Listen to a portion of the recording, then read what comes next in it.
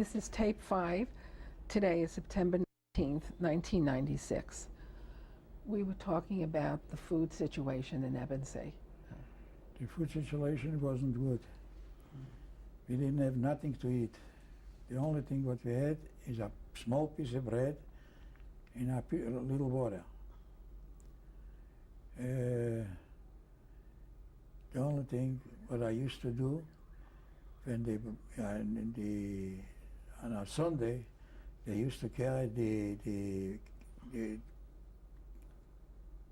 thing, the big dust with the food, the food. So he spilled out, and he used to fall on the floor. He used to fall a little grease. So I was going after and picking up the grease, with the sand, and I used to eat. And then after when we was going outside to work, I used to catch grass. So one time he catch me eating grass, so he beating me up. How did he beat you? He beat very badly. With his hands or And they all had the what do you call it? Like for the horses, what you beat the horses, they had. Right. What happened before liberation?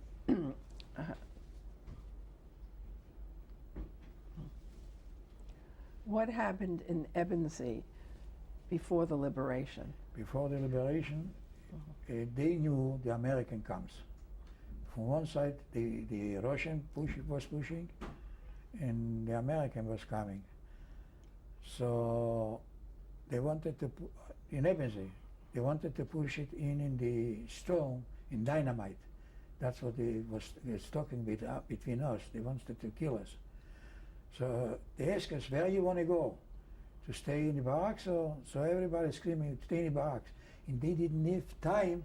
They didn't have time to stay longer, because they would be catched. All the Germans would be catched over there. So I said, everybody go to the barracks.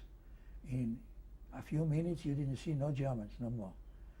And so the Polacks and these people, whoever was a capo, whoever was the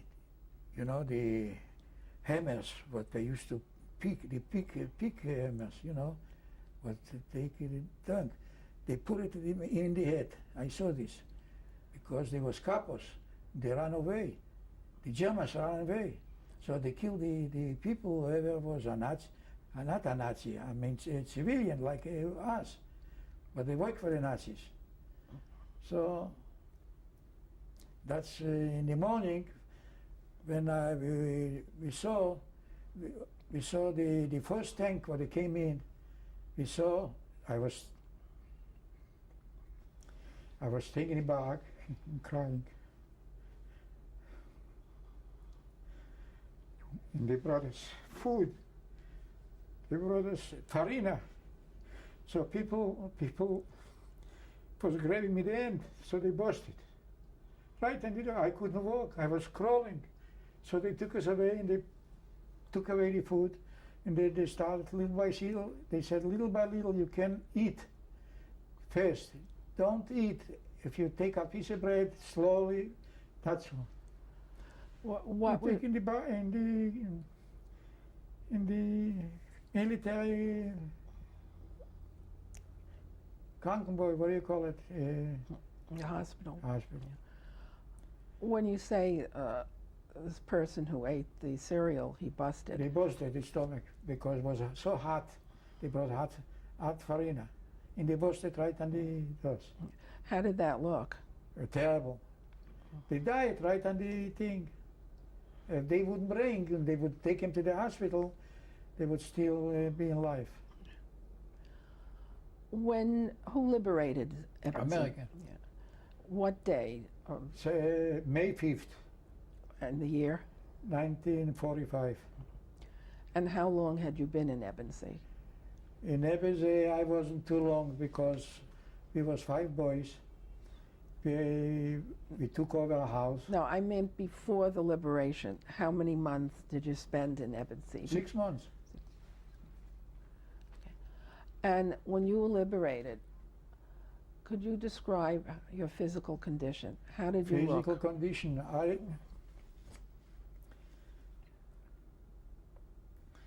I was weighing 65 pounds. I was swollen like this. I couldn't walk. But it didn't take too long because the doctor said, don't grab anything, don't eat butter, piece of bread, a potato, slowly. And that's what they said to us. And I did it. Then after that, when I came a little bit to myself, I was 5 boys. We went there, Ebensee. Before we go into that, where did they take you? To which hospital? In Ebensee, over there. It was a hospital, a clinic, what the hell knows. And what type of treatment did you get or We assistance? didn't have any treatments. Just we shouldn't eat fast, we shouldn't eat thing. They give us food, you know, we're supposed to eat. I'd like to ask you, when you were so starved, what did that do to your mind? How did that affect you? Affects nothing. We're going to die anyway. That's what we said. You're not today, tomorrow. If not tomorrow, after tomorrow. We're not going to live over here. Nobody going to go out. We didn't expect to go out.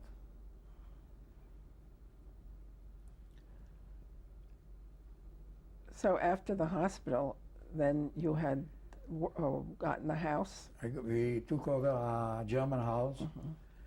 And we find over there some food, but they escaped, you know. And I remember we had a thing, but you plug it in, and it was warming up, like a long thing, like you to warm, to cook, you know. We find it there. So When you said you took over a German house, Yeah. how did you do that? we just went in. We didn't find anybody. They escaped. So we took out over there, and I remember. So we went to 2 weeks. They give us freedom, the American. You can do whatever you wanted. So we went to the bowers. What do you call it? To the farmers. We went to the farmers, and over there we find a German. He was a communist. He was going in the stripes. He came over to us, and he said, I will help you, the German. And he took us in. And he gave us food. The wife cooked for us, and we ate.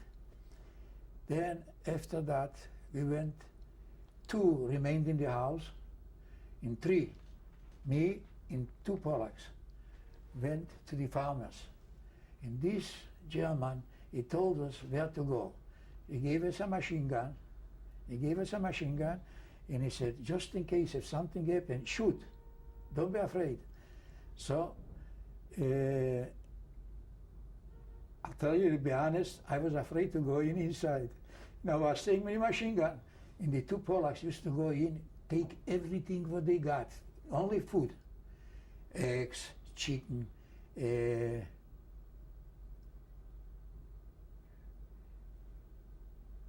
2 years. She got one. I forgot the name. My daughter got one. I don't know what they call it. And we used to, like 6 chickens, 7 chickens, we used to put it in a thing from the water, the big one, bells. And we used to cook. The water we used to throw out, and the chicken we used to eat. And that's the way we came to ourselves. How long did you stay in Ebensee? In Ebensee, I didn't stay too long. I don't remember, a couple of months. And then we decided everybody wants to go to Israel. So we went in Salzburg. We went in. And where is Salzburg? Salzburg is Austria. This is not far. So we went in over there, and we registered to go to Israel. Who did you register with? What Over agency? there was a committee from the Israeli, the Haganah. So we registered there, and we was waiting to go to Israel. Where So were you I living? was waiting so long till we wind up to Italy. This was the transit Italy, Israel. So what did they do? How long were you in Salzburg? How long did you? Not long, I don't know. Over there I got a pair of shoes and a pair of shorts I stole from our soldier because I was wearing underwear because I didn't want to wear the stripes. So what happened? They put it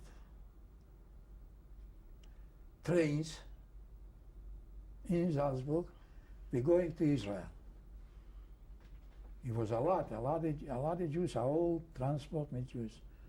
And they brought us, we was going for days to Italy.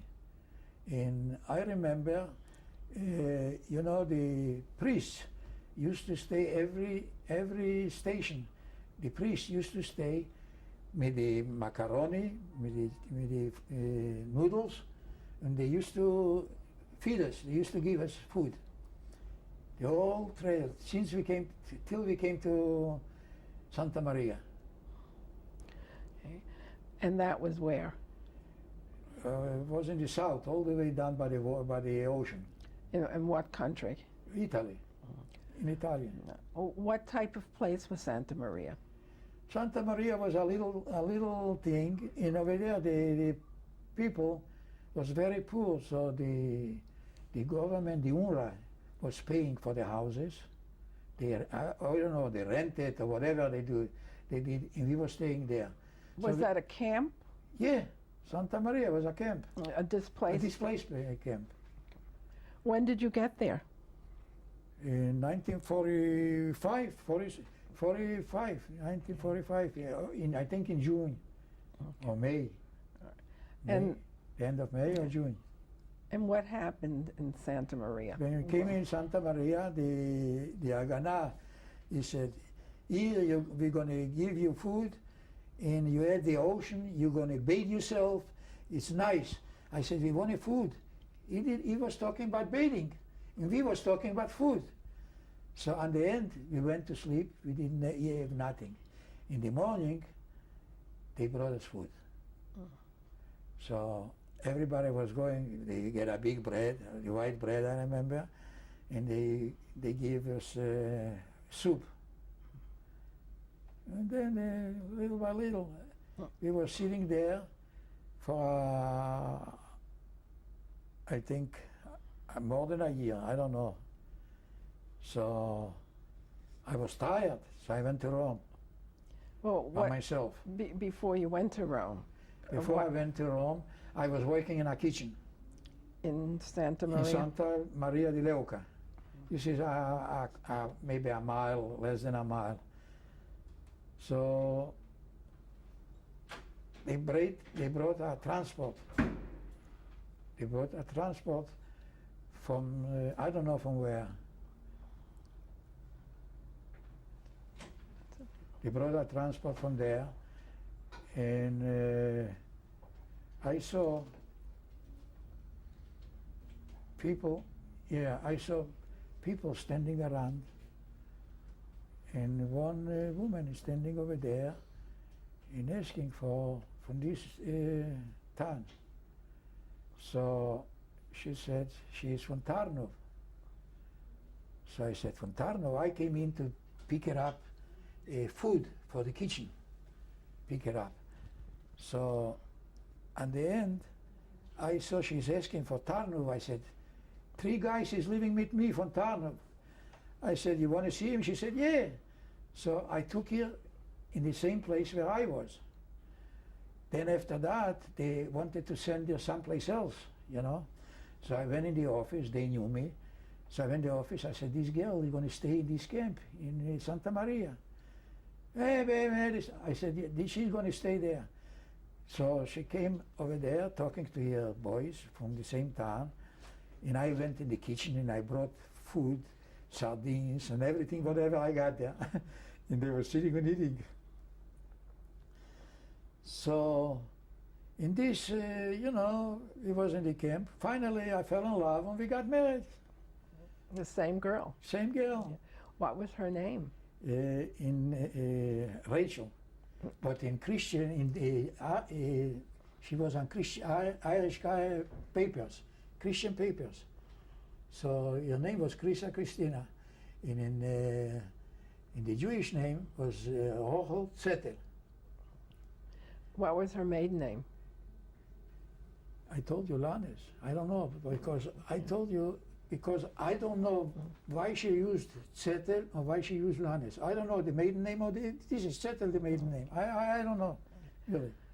When were you married? In 1946, March, April the 6th, 1946, we got married. And then she was staying over there, and after that, I went to Rome myself. And over there, the people used to say, they give you the UNRWA, used to give a package on 5,000 lira. This was a lot. So I went and hired an apartment, and I paid. And after that, I went back to Santa Maria, and I took her, and we went both. We was living in an apartment over there privately. And I used to go, then I find a tailor, and I used to work as a tailor. I used to make good money. How long did you stay in Santa Maria? In Santa Maria, I think in 1946 I left. And then from Santa Maria, you went to Rome. I went to Rome. Right. When did you get to Rome? How long did you stay in Rome? In Rome? Sorry, yeah. In Rome I stayed till 1947, I think, in Rome. Then I came back to Santa Maria, and from there I left to Uruguay, to go to Uruguay as a farmer. I got the papers here, as a farmer. And I had transit Montevideo. My landslide, they made it the thing. I should go to Montevideo. So in Montevideo I was 2 months. And then they came from Buenos Aires to take me to Buenos Aires from Montevideo. So who was that? my landslide from the same town, from Luna Water. Do you know the names? Nothing. I don't remember anything. I got a picture, but I don't know the name. No names. Okay. And they came in Montevideo, and they said, we brought him till Montevideo, we're going to take him to Buenos Aires. So they hired a little boat, but they go from Montevideo to Buenos Aires. So we went in the boat. It was not only me and my wife, it was I think 8 or 10 couples in this boat. When we came in Buenos Aires, from the water came out, was 2 taxis was waiting for us. In the taxi, they knew already where to take us. With me, it took him a whole night till he find my landsman where he lives. And every time he stopped, and he asked a policeman, where is this street? And I was shaking like a leaf. So I came 5 o'clock in the morning, and 5 o'clock in the morning, and he said, go to sleep. So I went to sleep. 8 o'clock he wakes me up. He woke me up, he said, come. I said, where are we going? We're going in the police station. Over there is a law. If you are on soil, Argentinian soil, they can throw you out. You have to stay a day in jail. That's the law. So he took me to the police station, and they knew, the police knew my landsman, he knew so what happened. So I came there, and they gave me right away a paper. Everybody was illegal. I was legal already, because I got the paper. And what about your wife? The same thing together. What kind of work did you do in Buenos Aires? I was a tailor, a operator. Another story. When I came to my landsman, he was a tailor. He was making raincoats. I didn't know nothing about raincoats, but I didn't know anything about machine, electric machine. Machine I knew, but electric machine I didn't know. So he showed me. So finally, we looked over there, you look in the paper, and you find it. You find work. Every day is in the paper. You look in Jewish paper. So I went in a place, and I worked. I worked over there, and I didn't work too long. I worked maybe a couple of days. Why? Because they didn't pay me too good. So over there, a kilo powder was 2 lire. Not 2 lire, 2 pesos. A kilo of powder was 2 lires. $1 was a lot. A peso was a lot. So what happened? I had a cousin over there in Argentina. He worked by Mainz Landsman, 22 years he was working. So he got 22 pesos a day. Over there it goes by the day. I went out in the same raincoat to work, and I didn't like it. So I worked a couple of days. He gave me 15 pesos a day. He gave me 15 pesos a day. I said, I don't like it. And I had to walk, a long walk. So what happened? I looked in the paper, and where I was my landsman, I had 1 block to go, was looking for an operator. I went over there. He came out, and I said, I'm an operator. He said, okay, come in the morning. I came in the morning. He put it like this, to put it pocket in the lining. I said, I looked at it, I got scared. So tall, you know, maybe 50, 100 pieces. Maybe more, who knows. So I said, look, everybody, I was smart, everybody works on his style. You show me one, and then you don't have to show me much. He showed me one. Right away, I sat down, and I was working. So he came at night time. He said at night time, we came in two operators. He came in. The other operator, he sent it right away home. Me, he said, you stay till night, till everybody goes. Okay, everybody went. I'm staying alone with him. He said to me, what do you want? How much you want? Over there I had $15, 15 pesos. So I said, listen, what I want, you're not going to give me. Tell me what I'm worth it for you. Just like that. He said, listen, I'll give you 35 pesos. I got scared. 35 pesos. So it was a lot of money. I remained there, and I was working there. I worked 6 months. I worked 3 months, and I asked for a raise, so he gave me 42. My cousin was still working for 22 pesos. The people over there, by my landsman, he made a strike. He said he just came and he got 42 pesos, and I got 22 pesos. So they make a strike. How come? So they start yelling and screaming. They want also a raise. So in the end, I worked 6 months, and I catched a friend of mine. He was a Bundist. You know what a Bundist is? A Bundist, the Bund organization? Bund organization. So his organization supported him. So they give him a machine, and they give him money, and he didn't know how to work. He didn't know how to work. So he know how I was working and how much I got it.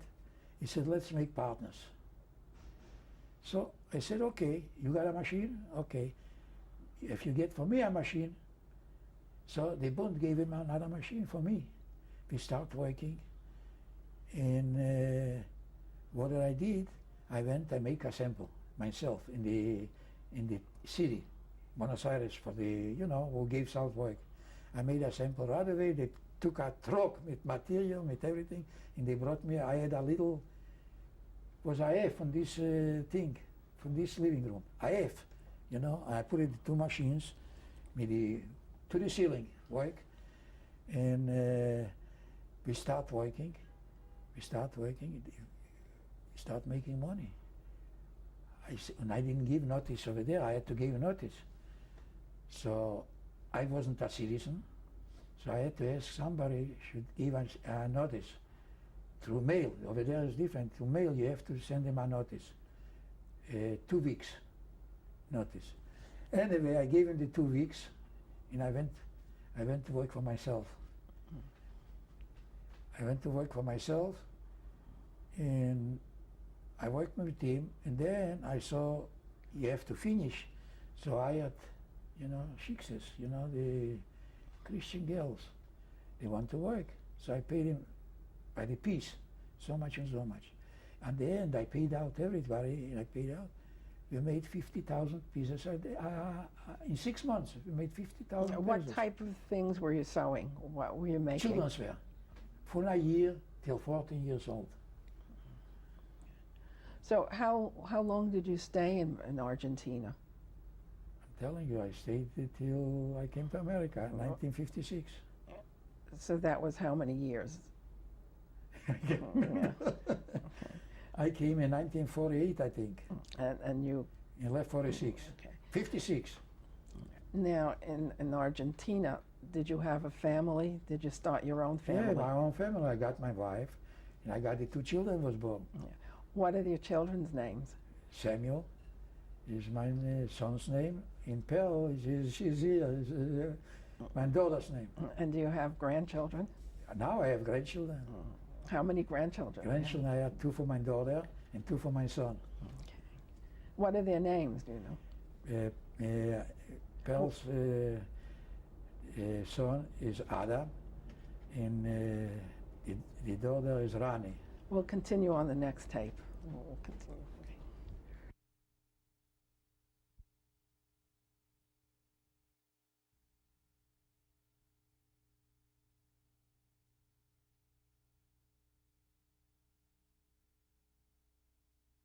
Okay. Today is September 19th, 1996. I'm interviewing Leon Lewin. And your name of your son's children? My son's children is Randy, the daughter, and the other one is Michael. Michael Lewin and Randy Lewin. You say you came to the United States in 1956. Do you remember the date, the day and the date, the month and the date? I think in November I came in. I don't remember the date. I came in November. I went to a cousin. A cousin picked me up. What was his name? Hane Lapin, and Norman Lapin. You got a picture there. Okay. They picked me up, and I was living with Hane, me, my daughter, my wife, and the 2 children. Where were you living? She was, I think, in Nostrand Avenue, someplace in the big buildings near Flatbush. I don't remember the name from the buildings. What type of work did you do here? Here I worked as ladies' garment. I went to work in 205 West 39th Street by Foyam Jacobson and Lindy. This was one of the best work. They used to make for Pack on Pack, Bergendorf and Goodman, Saks Fifth Avenue, and I used to work there. I worked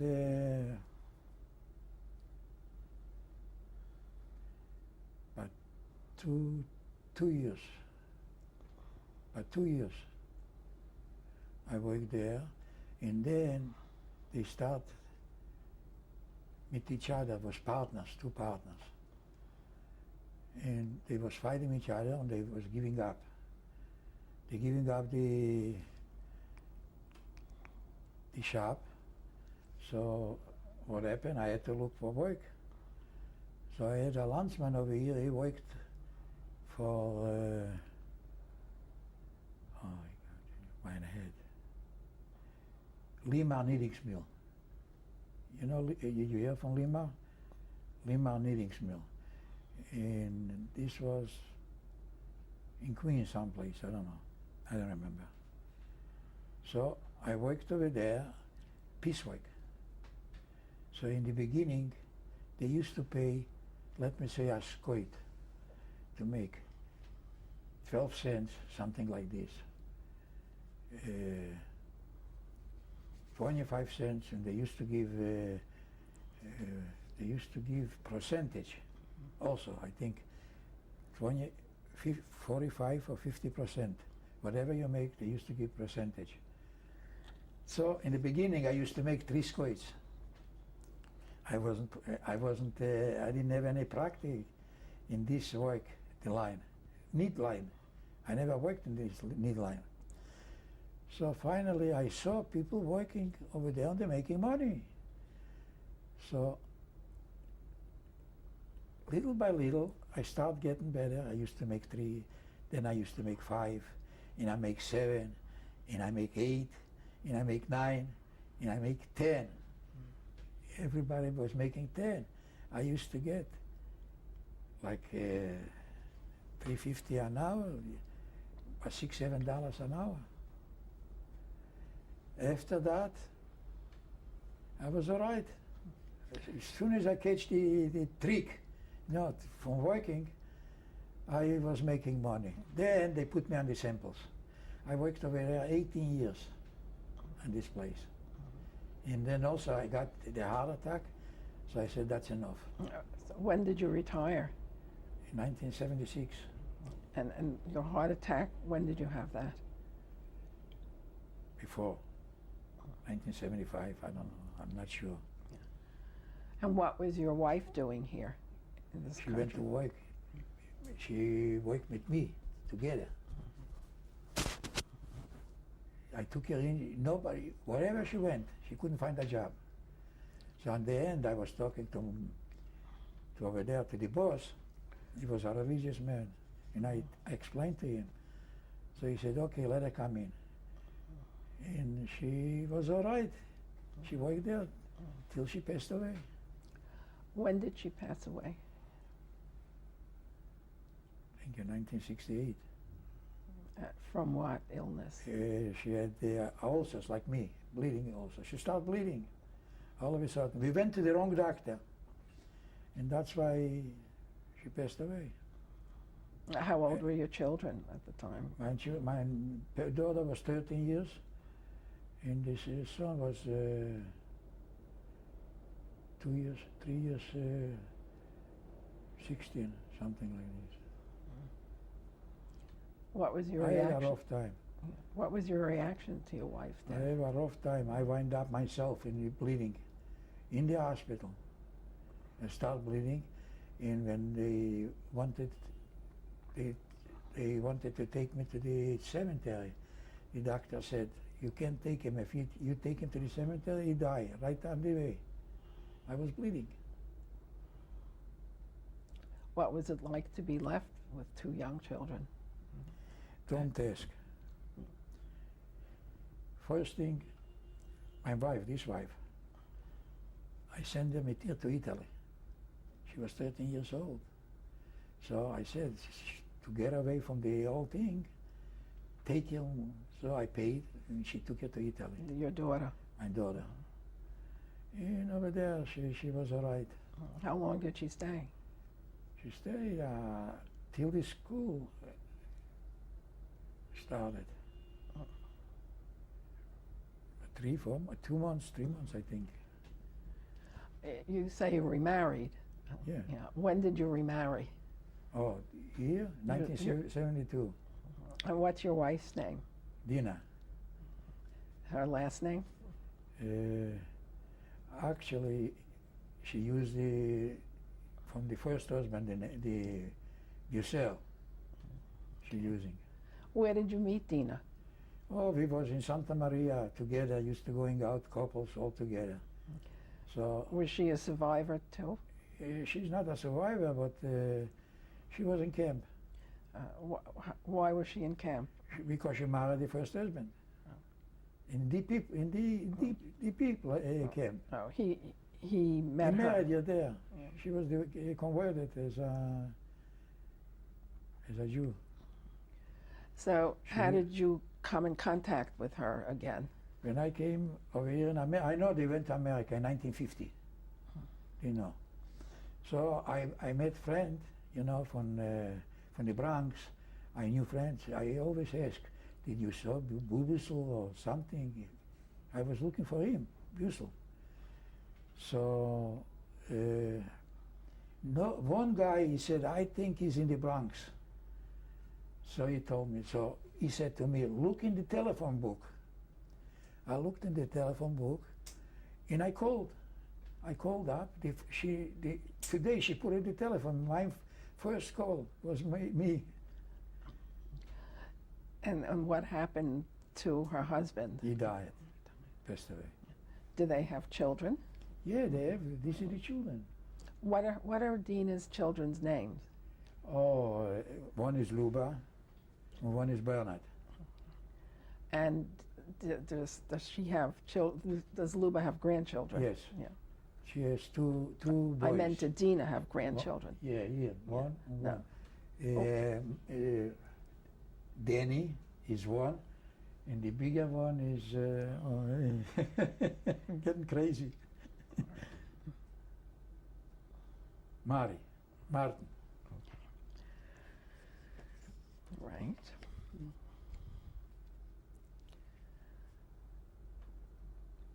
Do you think of the Holocaust often? I always think we should never pass this. We should never get through what we passed. I hope the government should take care of the skinhead, the first, and then the Nazis. They put it swastika all over. This is our organization. What little by little is started, and I hope it's not going to get the same thing like in 1933 in Germany. I hope so. When you say you think of the Holocaust often, what happens to you? Do you have dreams, nightmares? Oh, I always say, this night I didn't sleep a whole night, so I don't let us sleep. I go out, I've been on the couch. What can I do? Do you feel depressed? I feel very depressed. I don't know what to do. Sometimes she screams at me, or I scream at her. The truth, I don't have to do that, what I do. Not right. Do you think that's directly related to? Related to the Holocaust. It is related. And what about physical? Do you have any physical problems that you Physical think? problems, I had twice heart attack. 3 years ago I had a heart attack. Again, I was wound up in the, what hospital? In New York. I forgot already. See how my mind works? Doesn't work no more. And recently, you had some surgery. Yeah. Yeah. Can you talk I about couldn't that? walk. I couldn't walk. So my daughter, she called the doctor, and she knows all the doctors. So she called up. Your doctor told you who to call because they know. One doctor knows each other. Matter of fact, yesterday he called me to wish me a happy holiday, and he said, "You're doing the right thing." He wants to do the same thing what I do now. He said, "I want to do the same thing." He's a doctor, a good doctor. So, Now, what type of surgery did you have? oh, I had surgery in the spine. They opened up the spine because inside, I don't know what it is, but it was closing up. And that's why I couldn't walk. It was bubbling inside in my leg. And they helped me a little bit, but not too much. I can walk far. And that's all. In what way do you think it's related to your Holocaust experiences? I don't know. All the knives, all thing, it comes from my thing. All the physical, it comes from the nerves. I have a letter. I will show you what the doctor said. I have over there. Okay. They didn't give anything. You come from an Orthodox background. Yeah. How does your present level of belief in observance? I don't observe nothing. The only thing what I go in shul is Yom Kippur. Why is that? Rosh Hashanah. Because I saw the religious people, the Vilna Goyen, everybody are Goyen. He was so religious. All they brought him in Auschwitz. They brought him in on a Saturday. They didn't burn him on a Saturday. They took him on a Sunday, because he was so religious. The whole world knew this one. And I saw religious people. They burned him like a piece of wood. That's all. So I can understand. You're praying, it doesn't help nothing. That's why I don't. But I'm a real Jew. You can sell it. I wouldn't sell the Jews because I suffered plenty because I was a Jew. Why do you think you survived? I don't know. I was lucky. I was lucky. All over where I touched, I was lucky. Is there anything that you'd like to add at this time? No, nothing. What can I add? We should never come to this again. That's all I can tell you. Thank you very much. Okay, you're welcome. I hope everything is going to be all right. I hope. How long I'm going to go, I don't know. With this sickness, with these bleeding ulcers, with the whole thing. Sometimes it comes at night, I'm shaking. Why? I don't know why.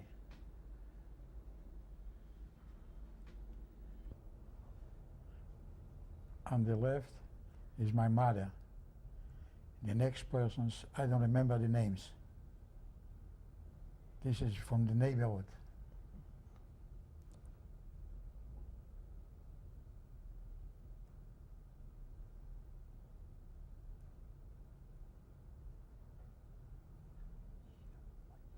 What year was this picture made? Before the war, I don't know, I remember. Yeah. What? This could be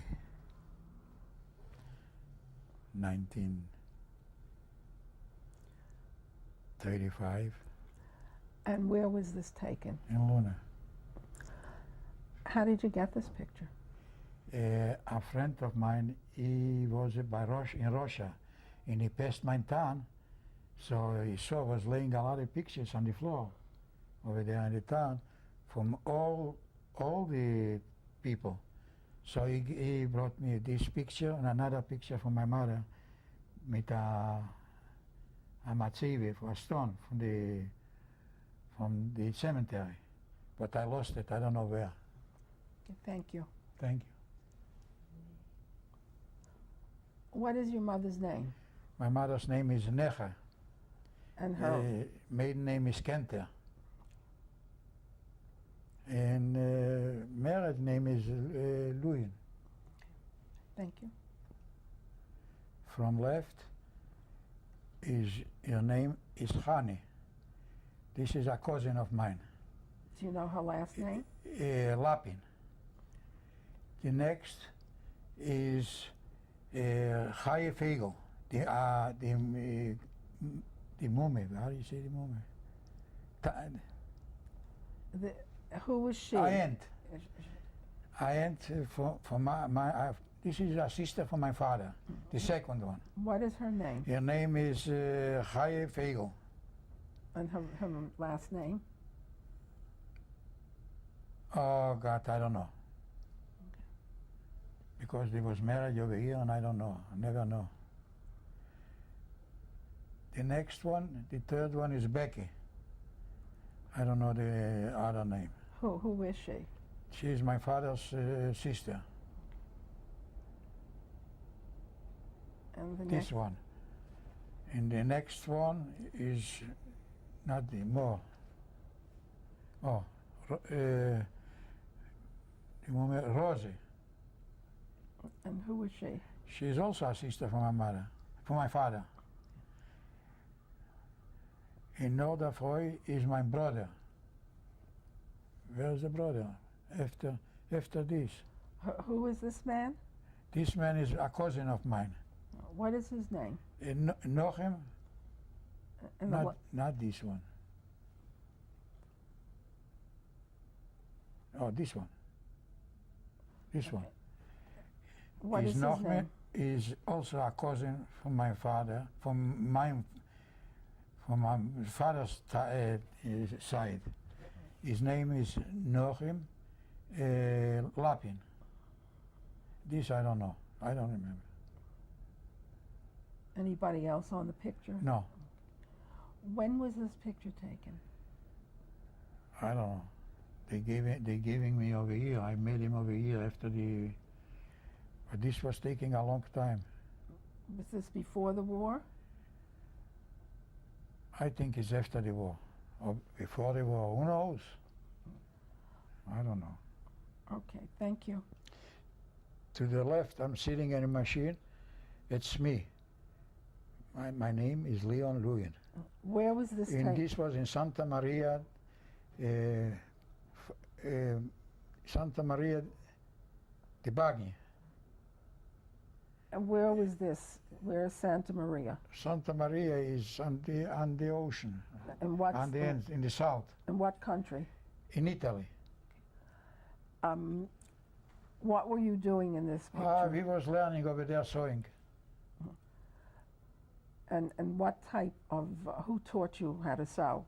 Somebody from the art, was the teachers.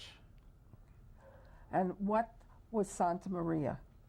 Santa Maria, it was at the DP camp When in Italy. when was this picture taken? This picture taken in 1946. We was making a march for Israel. This was in 1946. Where was this in taken? Santa Maria de Bagni. And where were We you? was going to the city. I forgot the name. Bari, something. Where are you on this picture? Right here. The second from the left. Is the shadow of my shoulder, I think. This is my wife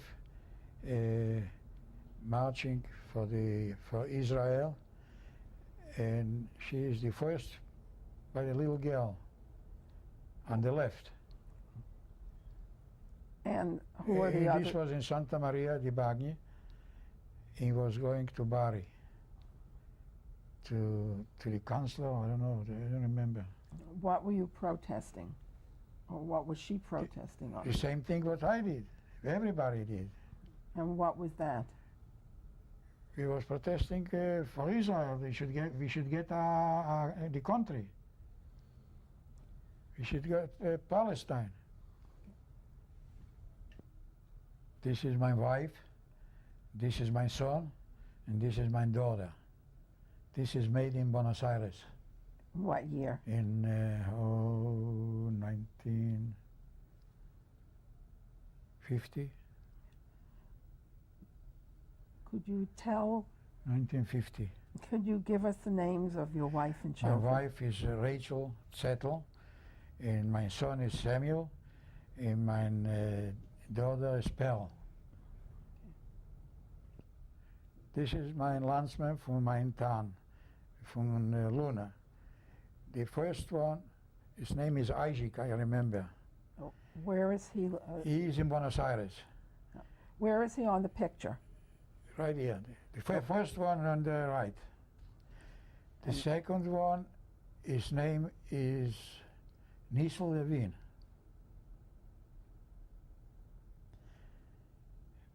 This I don't remember the name. This is not his wife. This is Norman Replansky. And that's me on the left, all the way. And the other one I don't know. Where was this taken? This is in Argentina. What year?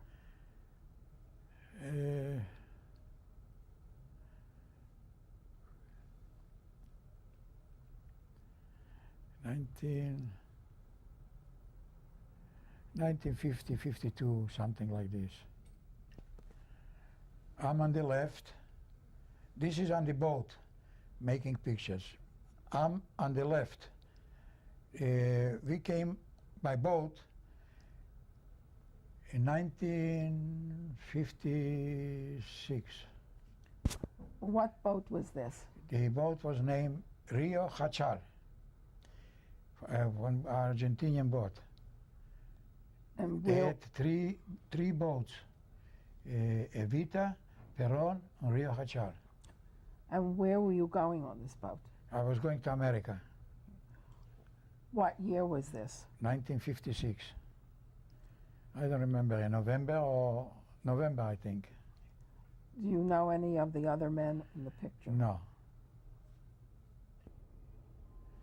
This is my daughter's family.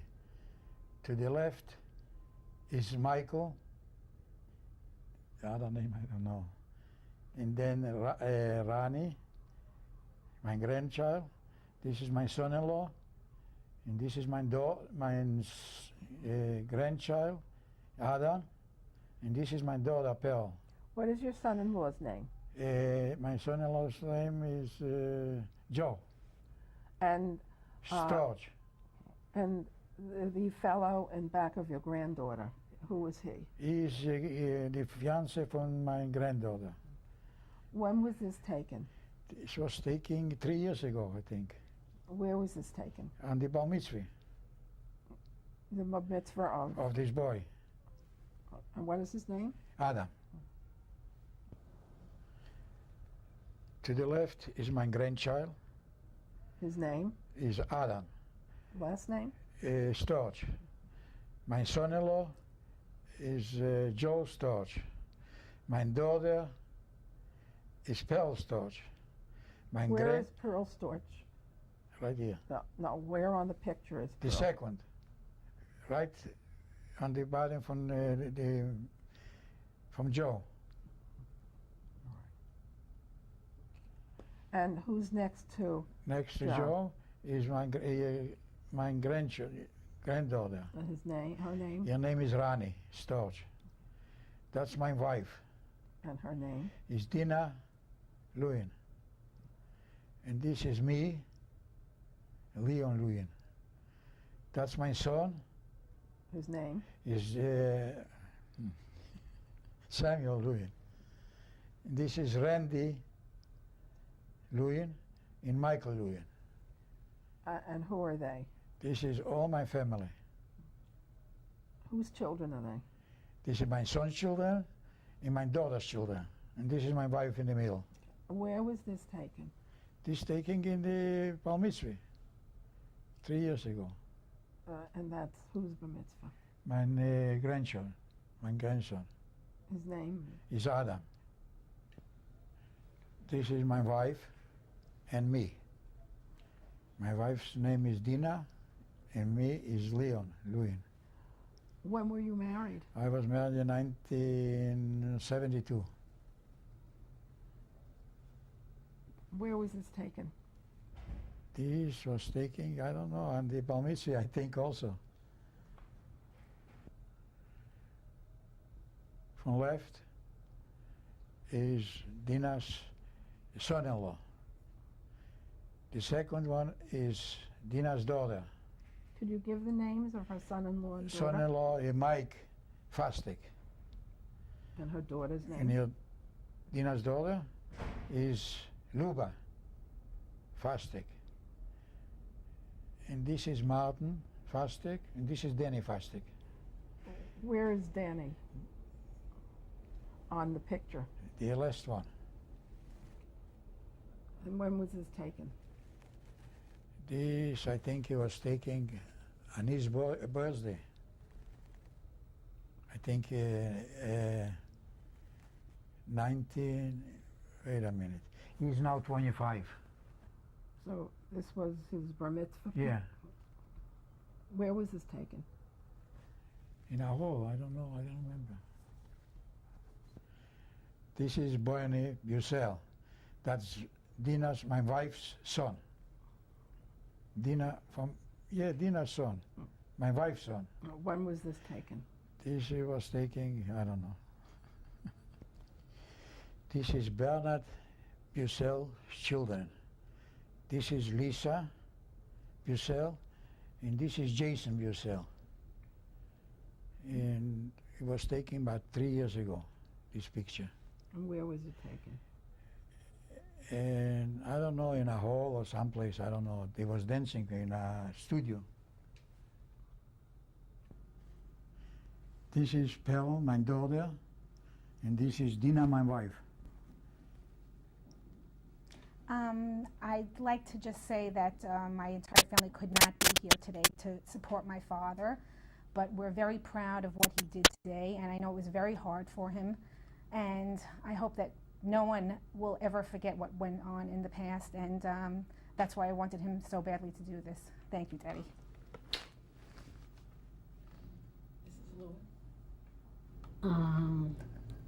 Since I met Leo, my husband, I'm very happy. Yeah. Me too. He's a very nice husband. He provides everything for me. I love him very much. I love him very much.